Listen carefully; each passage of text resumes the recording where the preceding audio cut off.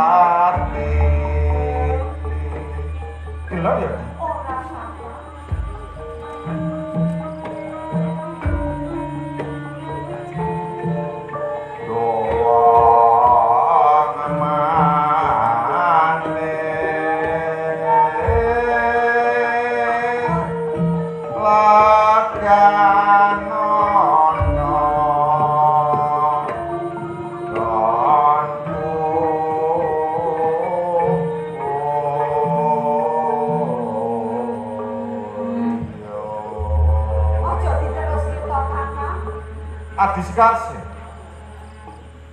tresnaku marang singkaramu terus sing ati. Mula leganono ya. Ora iso katresnan ngono nek jenenge sambunging jiwa kang lembut, kang kebak kaendah sinungir kene rasa sengsen ati loro dadi siji. Iya. Tetembungane kaya ngono. Nanging nek sing tresna sampeyan sethithik wae aku lan duwe rasa tresna. Ora gelem tresna aku. Padene aku lho. Ayo Di, ayo Di.